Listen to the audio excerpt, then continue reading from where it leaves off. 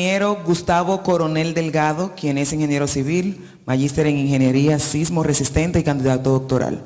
Profesor investigador de la Universidad Central de Venezuela y jefe del Departamento de Estructuras y Materiales y coordinador del Centro de Investigaciones en Ingeniería Sísmica del Instituto de Materiales y Modelos Estructurales.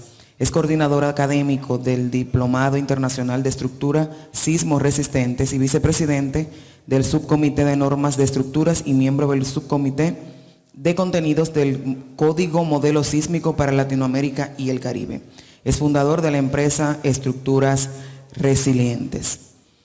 Él va a compartir la conferencia titulada Estructuras Metálicas Seguras, Resistentes y Resilientes, BS Estructuras Hormigón Armado, caso Venezuela. Él viene desde Venezuela y la va a compartir para explicar esas estructuras metálicas adaptadas a nuestro país con Manuel Taveras. Manuel Taveras, que estará también en una participación, es egresado cum laude de la Escuela de Ingeniería Civil de la Universidad Autónoma de Santo Domingo y en el año 2005 gana una beca de la Organización de Estados Americanos para realizar estudios de posgrado en la Universidad Nacional Autónoma de México, donde obtuvo su grado de maestría en estructuras con mención honorífica en el año 2008. También en el campo profesional, Manuel ha participado en el diseño estructural de diversos proyectos, tanto aquí en la República Dominicana como en México. Actualmente se desempeña como director general de la firma constructora Taveras y además es socio fundador docente en el área de diseño estructural de la Universidad Autónoma de Santo Domingo, además miembro de la Junta Directiva de Sodo Sísmica. Recibimos para participar en este congreso a nuestros conferencistas en esta mañana. Tiene uno.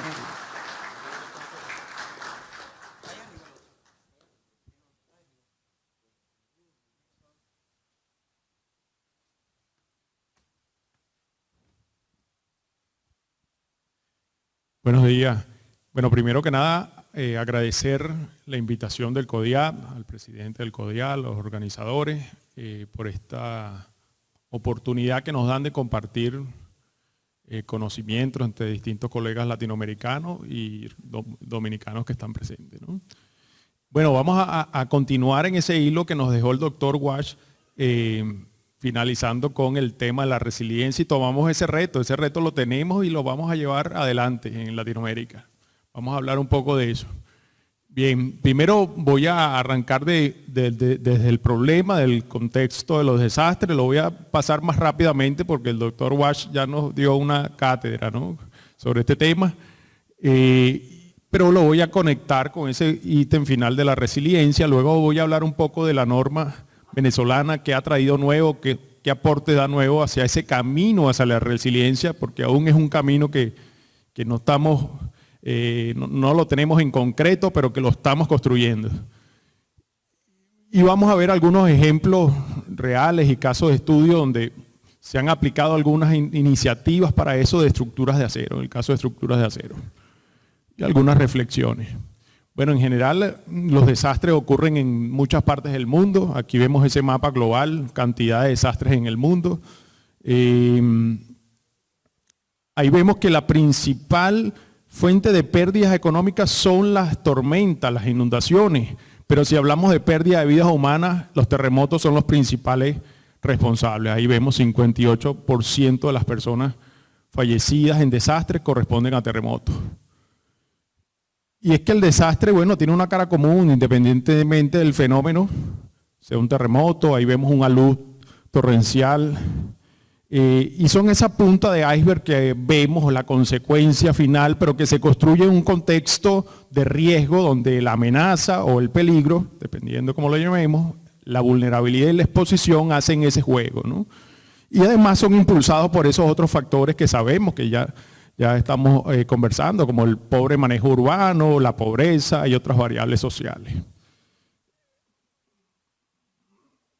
Bien, esto no escapa del tema de las estructuras de acero que está en el título. Aquí vemos el terremoto de Kobe, que marcó un antes y un después en el diseño de estructuras metálicas, donde, bueno, con toda la tecnología, la ingeniería, la disciplina japonesa para hacer estas construcciones, bueno, tuvieron significativos daños y hubo pues un cambio importantísimo a nivel global en cómo diseñamos y construimos estructuras metálicas. Bien, aterrizando el tema del riesgo, bueno, hay algunas determinantes. Por un lado, la amenaza, la describimos como esa probabilidad de que ocurra un evento o su intensidad en un espacio y tiempo determinado, y probabilísticamente la consideramos de una manera, con un modelo que es simplificado. Yo atiendo lo que decía el doctor Walsh, es un problema muy complejo, lo simplificamos acá de alguna manera y lo podemos representar con estas curvas que vemos acá, son curvas de amenaza sísmica. Por el otro lado está la otra determinante, es la vulnerabilidad, y la definimos con esa probabilidad de sufrir daño, pérdida que hay en nuestras construcciones. Y una tercera variable que hoy en día la hemos sacado de la ecuación es la exposición. Hoy en día a nivel internacional hay un consenso un poco en que la exposición es una tercera variable, y por un lado nos permite correlacionar dónde están los elementos expuestos con respecto a la amenaza, y por el otro lado qué y cómo son los elementos expuestos, dadas sus características, materiales, irregularidades, patologías, lo que hace más o menos vulnerable una construcción. Pero además nos permite conocer cuánto es el valor de la construcción desde el punto de vista económico, desde el punto de vista social, cuántos ocupantes hay, desde el punto de vista cultural, también pudiéramos valorarlo y definir el riesgo ahora con esas tres variables. En general lo podemos ver de una manera simplificada y definirlo como esa función de tres variables, pero en el fondo estamos hablando de un enfoque que debe ser manejado probabilísticamente y que todos los días va avanzando el conocimiento y la ciencia en hacer esto cada día más cercano a la realidad. Por ejemplo, enfoques de riesgo temporal, donde podemos modelar la temporalidad o la variabilidad de la exposición, porque las ciudades crecen, cambian, de la vulnerabilidad que cambia, como decía el doctor Walsh, y por supuesto todo lo que sí contemplamos temporalmente de la amenaza. Bien, la amenaza la tenemos bastante identificada en el mundo. Hoy vemos por dónde pasan huracanes o ciclones, zonas en más rojo representan zonas de mayor amenaza sísmica. A nivel nacional en Venezuela tenemos este tipo de mapas. Ahí vemos muy bien la correlación de las zonas de las fallas con las zonas de mayor amenaza sísmica. Este es el mapa de la norma anterior, la del año 2001, que veíamos por ahí en las comparaciones que hizo la profesora Grisel. Y bueno, también la podemos ver a escala local. Esto es Caracas, es el proyecto de microzonificación o el mapa de microzonificación sísmica que permite incorporar información bastante detallada de la amenaza, del fenómeno, pero también de los efectos locales o efectos de sitio que se han tratado bastante en este congreso. Bien, sobre la exposición igual decimos, aquí hay un mapa que nos permite mirar un poco cómo está la exposición de construcciones en el mundo. Son cantidades de vivienda, vemos esa concentración alta en India, China, Japón, y también lo podemos ver acá en el continente. Estos son estadísticas fundamentadas en el censo de población y vivienda de cada uno de estos 7 u 8 países que formaron parte del proyecto SARA, el proyecto de la Fundación Global Health Grid Model hace algunos años, y vemos que, bueno, el resultado global indica que la mayor cantidad de construcciones son de mampostería, probablemente construcciones informales como la que nos comentaba el profesor O'Reilly ayer. Pero vemos que están seguidas de un grupo de construcciones de concreto reforzado, probablemente pórticos con muros algunas, quizás formales, pero en menor medida, muy pequeña medida, aquí está 1.4% en Latinoamérica, hacemos construcciones de acero, y eso pues quizás va muy de la mano de nuestra cultura de construcción, de nuestras experiencias en proyectos, en ejecución de obras.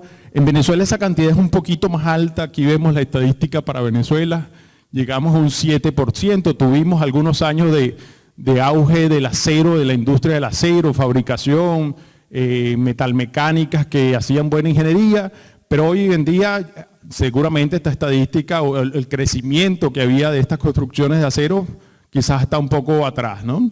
Y aquí vemos que respecto a estos otros 6 países, porcentualmente tenemos más cantidad de construcciones de acero que incluso Argentina, que es un país bien industrializado, ¿no? Argentina, Chile, ¿no?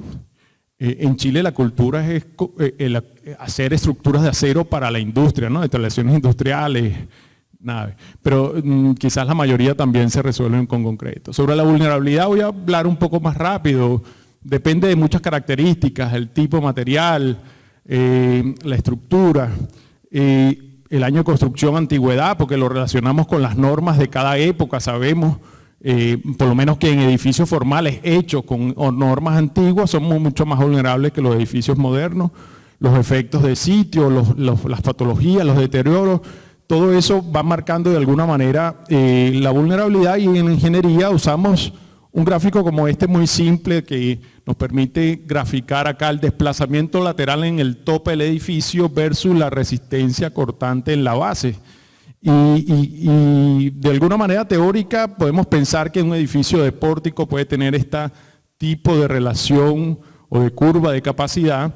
Una estructura de acero quizás puede tener más deformación, es más flexible, quizás puede ser un poco menos resistente, pero es una combinación de cosas que está detrás del diseño que no son sencillas. Realmente construimos este tipo de cosas en Latinoamérica, que diseñamos construcciones con pórticos, pero en Latinoamérica nuestra cultura es poner paredes adosadas, y eso es un tema que con el profesor Reyes Madera hemos discutido en algunos espacios.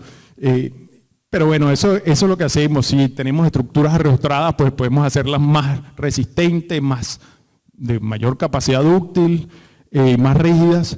Y si tenemos estructuras de muro, como la práctica chilena, por ejemplo, bueno, aquí tenemos bastante rigidez, bastante resistencia, quizás menos capacidad de formación, pero esas combinaciones de situaciones son las que hacen que un edificio pueda ser más o menos vulnerable. Y aquí tenemos una vivienda popular. En Caracas tenemos una alta cantidad también de viviendas populares, y hemos hecho algunos estudios que permiten definir, bueno, cuán vulnerables pueden ser.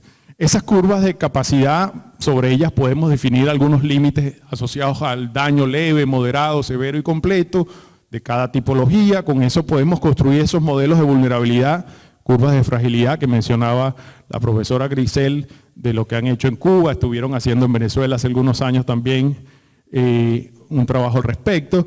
Y un paso más allá de esto permite construir lo que llamamos curvas de vulnerabilidad o curvas de pérdida, para estimar, dada la intensidad de un evento, y esto puede ser la aceleración del terreno, la aceleración espectral en un terremoto, pero puede ser la velocidad del viento en un huracán, puede ser la profundidad de inundación u otras variables. Dada la intensidad de ese evento, nos permite saber cuánto es el costo o la pérdida esperada en términos del costo de reposición del edificio. Eso es un elemento interesante para la toma de decisiones, para la evaluación de pérdidas económicas, pero también desde el punto de vista social podemos construir estas curvas de pérdida social, que dada la intensidad del evento nos permite estimar la cantidad de víctimas fundamentadas en estadísticas asociadas a cada nivel de daño, pero también las curvas de pérdida de funcionalidad, que nos permite, dada la intensidad del evento, saber cuántos días teóricos de recuperación requiere esa construcción, ¿no? Y este es el camino que se va abonando a ese concepto de resiliencia que vamos a tocar. Entonces el problema está claro, es el riesgo. El riesgo además tiene unas métricas probabilísticas que son utilizadas en el trasfondo de los códigos de diseño, en los códigos sísmicos.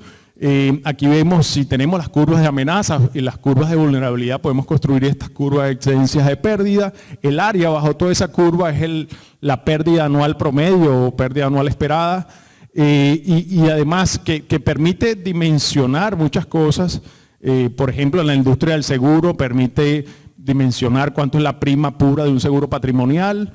Y por otro lado, bueno, estos gráficos para efectos de ingeniería, por ejemplo, definimos periodos medios de retorno para los cuales los códigos intentan controlar esa pérdida máxima esperada. Al igual que, bueno, en otros usos que pueden tener este tipo de métricas. Esta es la realidad en la que estamos. Vivimos en ciudades que tienen alta cantidad de construcciones informales, como las estadísticas que veíamos en la presentación de ayer. En Caracas tenemos un grupo, una cantidad bien alta también, estimamos un 70% de las viviendas de la ciudad de Caracas son viviendas informales, y de ese otro 30% que tiene formalidad, pues dramáticamente 25% corresponden a edificios antiguos, construidos con normas viejas que sabemos que también son vulnerables, que lo demostró el terremoto de Caracas del 67, y que, bueno, afortunadamente no nos ha vuelto a ocurrir del año 67 otro terremoto, pero que están ahí construyendo o dejándonos expuestos a ese riesgo. Esa es la realidad en la que vivimos en muchas de nuestras ciudades. Es el contexto de amenaza, exposición y vulnerabilidad asociada a esas características, antigüedad, informalidad, patologías, y es inevitable que vaya a ocurrir daños y pérdidas si ocurre un terremoto de intensidad importante. Las normas nos llevan o nos intentan llevar a un camino de seguridad estructural. Vamos a decir que nos llevan, porque eso, trabajamos en eso, y ese es la motivación de llegar ahí, a esa seguridad estructural, bajo una filosofía que hacemos construcciones confiables, que podemos mantener un equilibrio entre lo económicamente factible y el riesgo que asumimos. Esa filosofía admite entonces, como ya lo han comentado algunos otros, la aceptación de los daños. Pero eso lo sabemos nosotros los ingenieros, algunos más, otros menos, pero la sociedad no lo sabe y no lo entiende. No lo entienden los tomadores de decisiones, no lo entienden los propietarios, los promotores de un proyecto, que ese edificio está diseñado para dañarse. Y eso ha puesto en incógnita nuestra filosofía de diseño y nos ha planteado que debemos, además de garantizar esa seguridad, evitar el colapso, todo lo que está detrás de esa filosofía para salvaguardar la vida nada más, hacer algunas otras cosas, ¿no? Y ese es ese camino que se está construyendo apenas en desarrollo de la resiliencia estructural, ese concepto que, bueno, tiene muchos años en la psicología bien instaurado, en la gestión de riesgo, tiene ya mucha fuerza, está aterrizando en la ingeniería civil estructural y se está materializando en estas estrategias que vamos a ver muy rápidamente, que no voy a ahondar mucho porque el ingeniero Manuel les va a comentar un poco más en detalle eso, pero es el camino que se está construyendo para intentar anticipar, resistir, absorber, adaptarse, transformarse y recuperarse luego de un evento para minimizar los daños y pérdidas, que es lo que hacemos en la filosofía actual, pero que además también podamos, en algunos casos, dar garantía de continuidad de uso, de reocupación de la instalación. Entonces, en principio, esto lo vemos muy claro hoy para hospitales y la escuela chilena lo está haciendo, está marcando ese punto de inflexión. Bueno, los hospitales tienen que ser hechos con tecnología de aislación sísmica o tecnología de disipación. Eso está muy claro en los hospitales, tienen que ser de continuidad de operación plena. Pero bueno, eso va a ir migrando hacia los edificios porque nadie quiere desalojar su edificio y bueno, luego de que ocurra el daño que está previsto en nuestra filosofía de diseño, tener que ir a un albergue, a un sitio de destino y bueno, esperar quién sabe cuánto tiempo, cuántos años para volver a tener una vivienda en estado pleno. Entonces ese concepto está en construcción. Por ahí la ONU en el 2016 está consensuando esa definición de resiliencia que está vista de una manera global en la gestión de riesgo para ciudades. Aquí hay algunos enfoques que ha hecho la consultora Arrut para ciudades, pero también para edificios. Entonces se está hablando de un marco de diseño basado en resiliencia, diseño sísmico basado en resiliencia, como un paso, una extensión del diseño basado en desempeño. Eso partió de ahí, de ese diseño basado en desempeño, esa segunda versión del diseño basado en desempeño y bueno, incluye otros aspectos.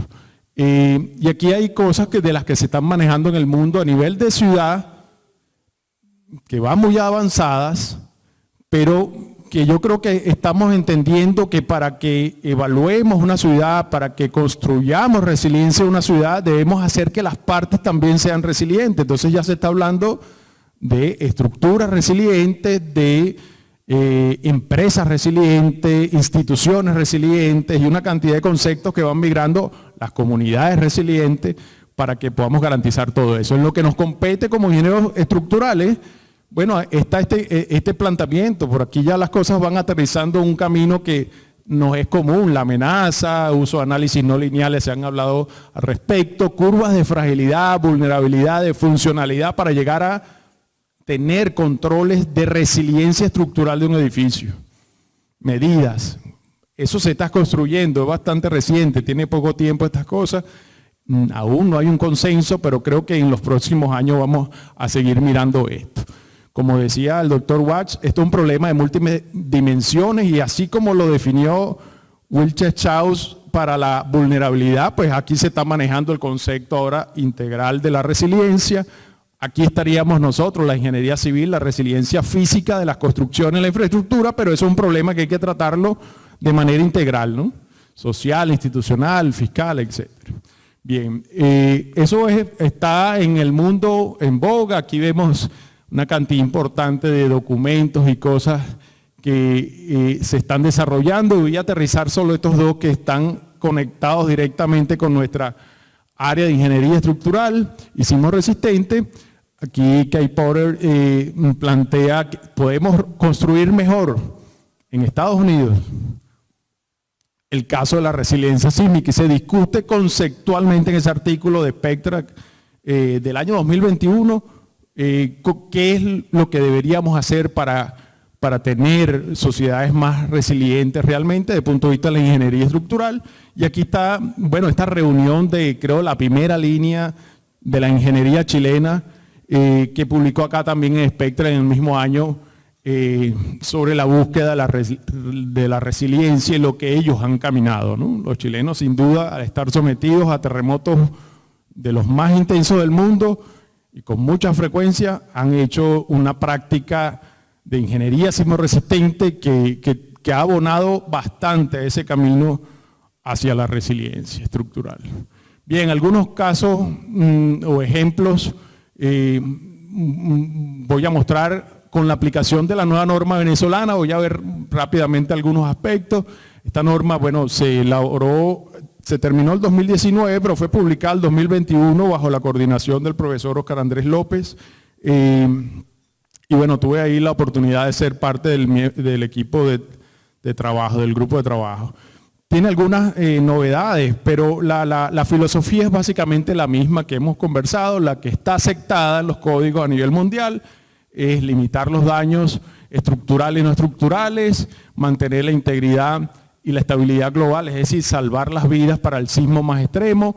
La diferencia es que, a diferencia de la norma anterior del año 2001, que era solamente declarativo, esa filosofía, aquí la hemos instrumentado y la hemos puesto ahora sí en práctica. Se definen explícitamente con periodos de retorno todos los eventos sísmicos asociados al sismo de diseño, dada el grupo de importancia que está asociado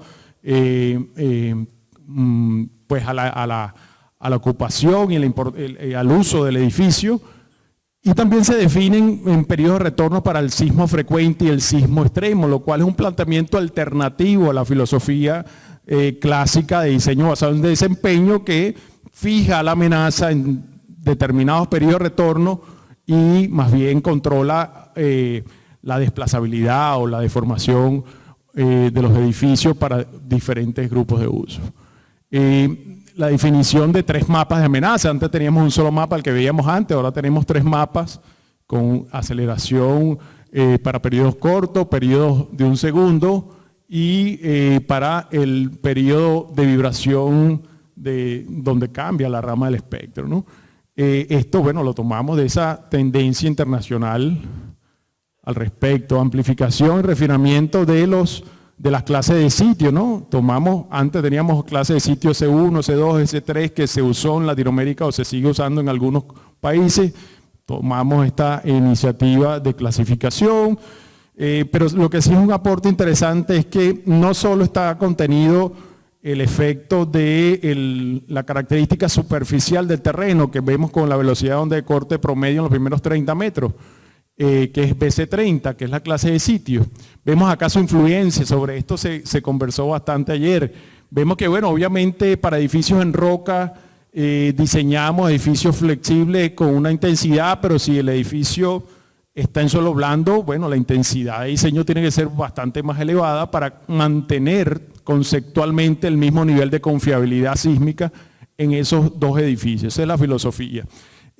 Lo que ha sido interesante y novedoso en esta norma es que hemos incorporado no solo ese efecto, hemos incorporado el efecto de la profundidad del basamento, además de la calidad superficial en esos 30 metros, de la profundidad. Y aquí vemos para depósitos que pueden llegar a 300 metros como en Caracas, en el sitio de Caracas donde colapsaron esos dos edificios flexibles y altos en el año 67. Vemos que, bueno, ese efecto de la profundidad genera que haya una amplificación adicional. Y eso ha sido producto de la experiencia de la microzonificación sísmica y de quienes trabajaron en ello desde Funvisi, pero también está contemplado lo que puede ocurrir al otro lado de la cara. ¿Qué pasa con el edificio que está en la montaña, que veíamos ayer también en la presentación del ingeniero? Bueno, ahí también hay unos efectos. Aquí en el valle hay efectos de amplificación por los depósitos blandos y aluvionales, pero en las montañas rocosas hay efectos de amplificación topográfica. La montaña es una estructura más, puede vibrar también, y ese efecto lo hemos considerado en la norma con un factor de topografía que amplifica hasta en condición más severa 1,40 las aceleraciones de diseño. Y vemos acá que esas van a ser condicionantes del diseño de las edificaciones más rígidas o más bajas, ¿no? Que tienen periodos cortos. Vemos que si están en una condición topográfica severa, pues van a tener diseños más conservadores, para tratar nuevamente de equilibrar al mismo nivel de confiabilidad el diseño de las construcciones. Bien, bueno, adicionalmente en la norma se han incluido nuevas tipologías estructurales que no estaban en nuestra norma anterior, era muy conservadora, y eso cerraba el camino al desarrollo de nuevas tipologías, nuevas tecnologías en el país. Ahora se ha abierto un poco, ahí vemos que aparte de las estructuras clásicas de pórticos de acero, pues también le abrimos un camino a este tipo de construcciones que no son comunes en Venezuela, y muchos de nuestros países de Latinoamérica tampoco, pero que si no le damos ese espacio en las normas jamás lo van a hacer, ¿no? Entonces le dimos espacio a este tipo de construcciones del diseño con cerchas dúctiles. Teníamos antes, por supuesto, contemplados los sistemas arrostrados excéntricamente, pero le dimos un espacio explícito también a los sistemas de pandeo restringido que no tenemos en el país, pero que queremos que entren y podamos promover su uso y su implementación.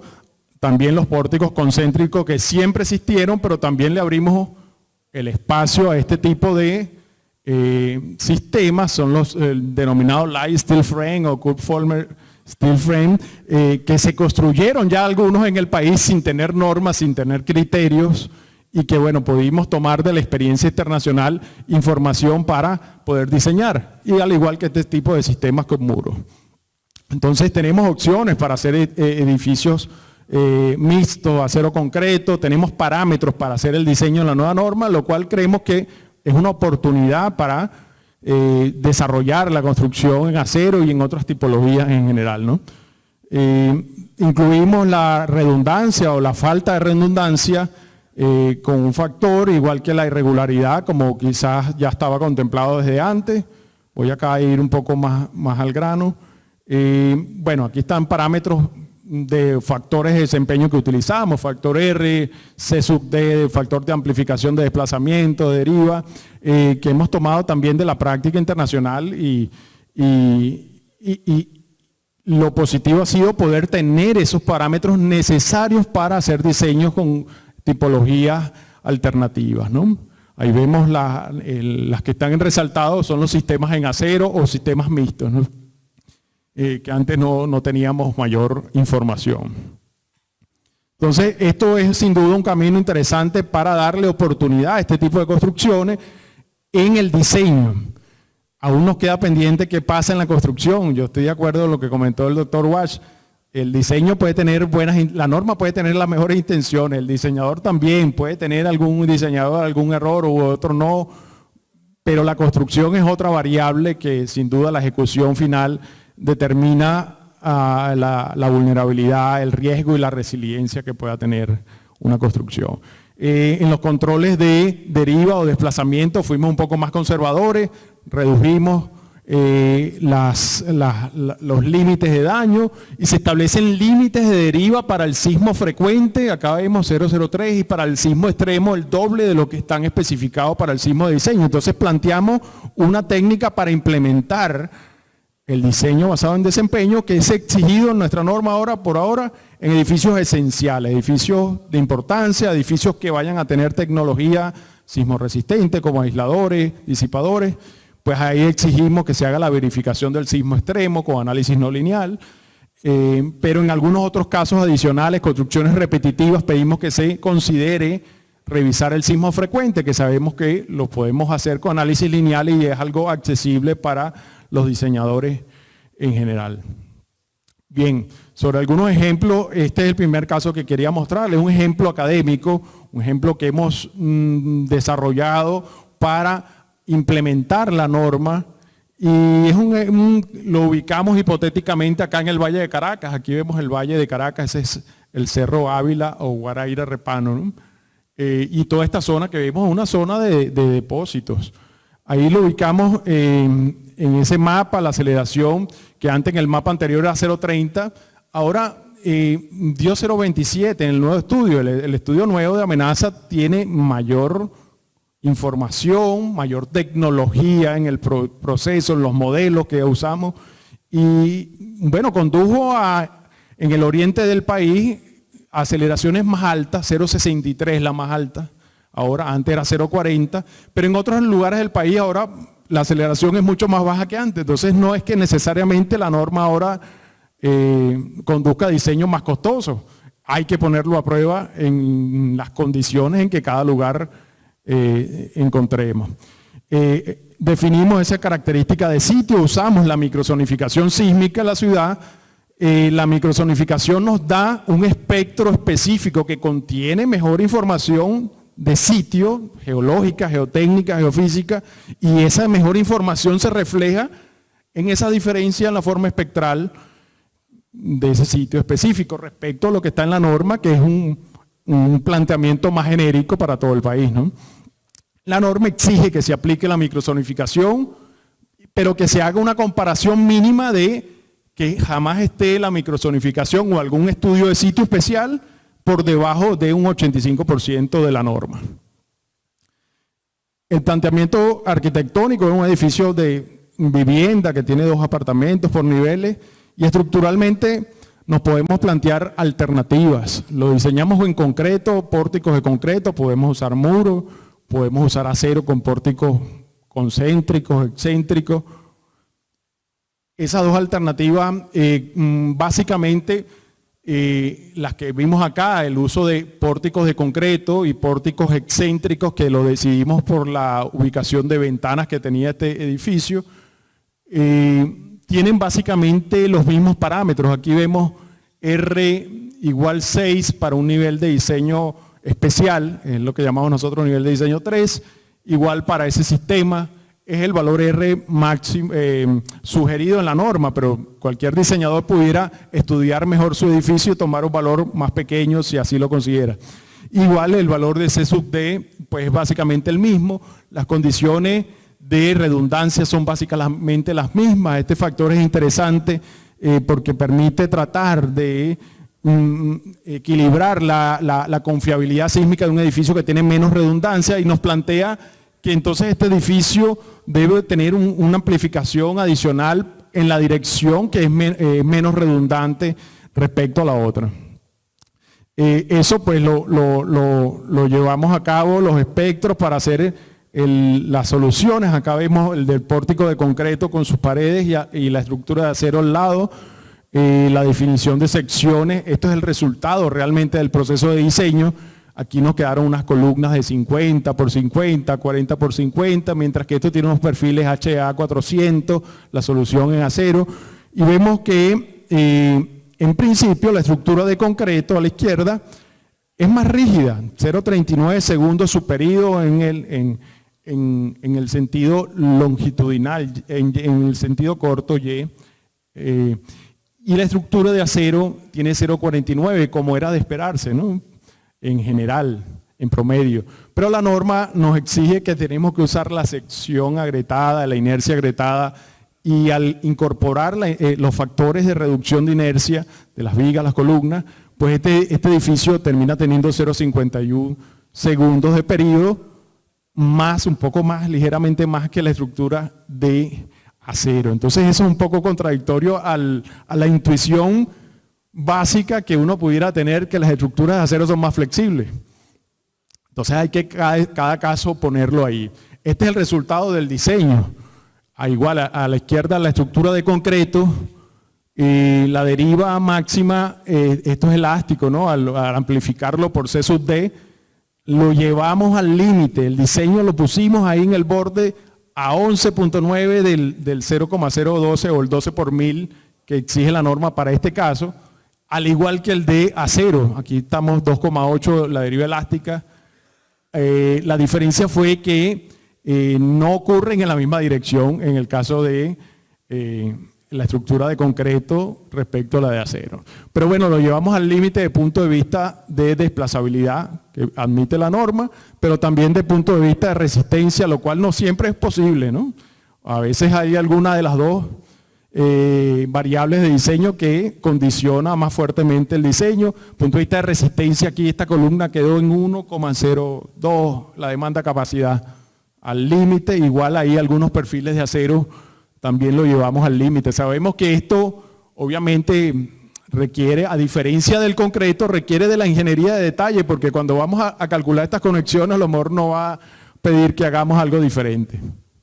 Bien, ese ejemplo académico lo llevamos al diplomado que tenemos y en el diplomado planteamos como proyecto que se aplicaran diferentes normas. Habían participantes de varios países, se aplicó la norma de Dominicana, la de Costa Rica y la de Chile, y ahí obtuvimos un aprendizaje de todos los que estábamos, porque en el caso particular de la norma dominicana encontramos que a pesar de que habían diferencias en los factores de diseño, el diseño dio exactamente el mismo.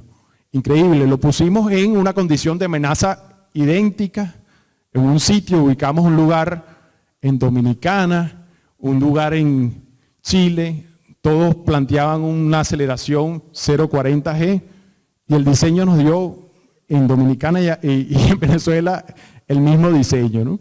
Entonces ahí es un tema interesante porque estamos llegando al mismo nivel de confiabilidad, de seguridad, aunque haya diferencias ligeras en algunos parámetros. Eso nos está pasando y es interesante hacer ese tipo de estudio, ¿no? Un segundo ejemplo muy rápidamente, esto sí es una estructura existente, esa estructura muy particular, esto está en mi universidad, no tiene vigas en esta dirección corta, hay unos perfiles de acero que están embutidos en las vigas de concreto en esta dirección, que están muy poco aprovechados, prácticamente son parte del sistema de entrepiso. Es un edificio muy antiguo con muchas debilidades, una columna muy pequeña de 20 por 40. Ahí vemos cómo está embutido ese perfil en la viga de concreto, que además ponen en entredicho esa viga de concreto, ¿no? Que tiene ese perfil traspasando. Bueno, para eso nos planteamos dos opciones. Podemos hacer un refuerzo en concreto adicionando unos muros, o podemos hacer un refuerzo en acero aprovechando esas vigas que estaban ahí colgadas, colocando una estructura de acero perimetral para hacerla responsable de las acciones sísmicas, ¿no? Intentamos, bueno, a mí me gustaba la opción de acero, o me gusta, intentamos promoverla. Hay obviamente socialmente menos aceptación de las soluciones en acero, hay arquitectónicamente menos aceptación de las soluciones en acero. Los arquitectos no les gusta mucho ver esta fachada con esa, Pero esa era mi motivación. Mi motivación es que si vamos a reforzar un edificio es mejor que se vea con claridad qué es lo que se está reforzando, para que podamos utilizar esos pocos ejemplos que tenemos de refuerzo como vitrinas para incentivar el reforzamiento en otras construcciones. Aquí vemos entonces la primera planteamiento conceptual fue, bueno, llenamos esto con un muro que tiene una pared actualmente, lo llenamos con un muro y extendemos nada más este tramo del muro porque arriba este volado sí estaba siendo usado. Eso ameritaba una intervención de fundaciones, el entrepiso tampoco era suficientemente rígido, también se colocaron algunas propuestas de refuerzo. Y en la solución 2, bueno, utilizar estos perfiles de acero y estos arrostramientos concéntricos para absorber la energía, y eso implicaba entonces hacerle fundaciones también a ese edificio. Hicimos pues un estimado de materiales para promover la toma de decisiones, ¿no? Los pros y los contras. Es lo que básicamente se puede hacer en un proyecto de ingeniería profesional, no podemos hacer más allá de esto, porque no dan los costos por los cuales, pero realmente no fue esta la variable económica la que se tomó en cuenta para tomar esa decisión, y ahí yo creo que debemos dar un paso adelante. Es el camino ese hacia la resiliencia, hacia que avancemos en otros aspectos para tomar esas decisiones, para tener decisiones informadas, ¿no?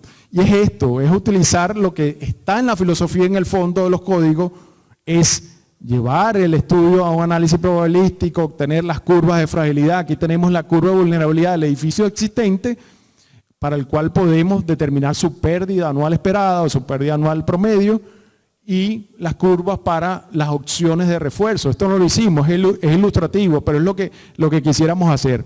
Y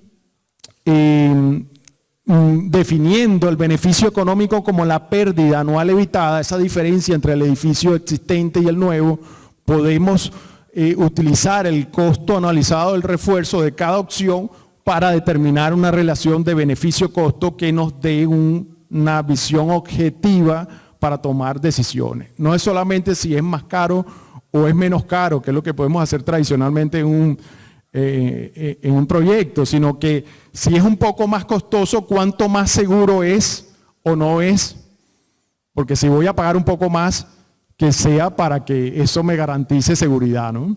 Y ojalá un poco más allá de la seguridad, ¿no? Que me garantice resiliencia. Ese es el reto que va a tener la resiliencia.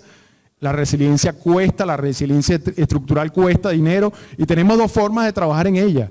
Una, haciendo construcciones más rígidas, más resistentes. El caso chileno, la práctica chilena de muros, es una forma de llevar edificios hacia ese camino de la resiliencia, y la otra forma es la tecnología, usar tecnología, aisladores sísmicos, disipación de energía, que permita que las construcciones puedan ir más allá. La solución final aquí la tenemos, los muros internos no pudimos hacerlo, al final las fundaciones no tenían la capacidad de volcamiento si las colocábamos en la parte interna, y tuvimos que sacar los muros afuera, que bueno, constructivamente puede ser también más sencillo, ¿no?